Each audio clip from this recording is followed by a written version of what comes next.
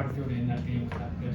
I mean, pretty cool, just Coach Gibson putting us in the right spot. We've practiced that play 1,000 times. We've practiced 2 minute, just at practice 1,000,000 times, and it just shows, knowing what the situation is, knowing, reading the quarterback, and it felt good to, start the first game with a little interception on the stat sheet, but, a good team wins, so.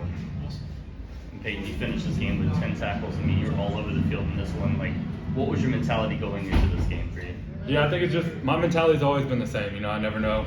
I mean, nobody knows when their last play is going to be, so I play every play like it's my last, I try to play every play as hard as I possibly can, and if I don't, it's something that doesn't sit well with me, so I just try to play every single game like that, every single play. I want to make every single play, and that's just kind of how I was raised, and that's how I've been playing ball since I was young.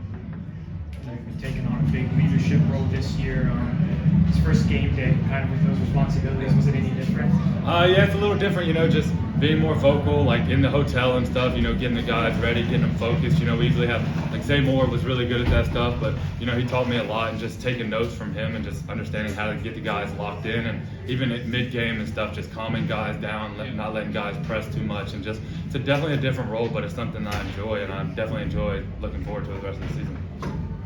Obviously, you guys would have liked to take some of those plays back into the 70-yard rushing touchdown and then probably the opening drive, but what do you take away from this game that you can move on from going into Notre Dame next week? Yeah, we got to get a lot better on defense. We had a bunch of busted plays, a lot of rushing yards, and that's not our identity. That's not our identity, Our identity is to come down and hit rushers in the mouth. We don't want anyone getting any rushing yards, and they had a lot tonight. So that's something that we definitely have to go back to the drawing board and fix, and something that we'll have fixed next week.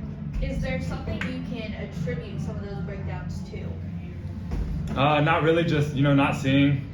Credit to UConn, they came out with a great scheme, knew where guys were going to be and where guys weren't, just hit us in certain spots.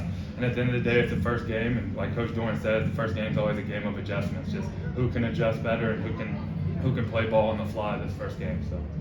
I saw you were pretty close to Rakeem after he was stretched off the field. I mean, what did you say to him, and how difficult was that to see him go down?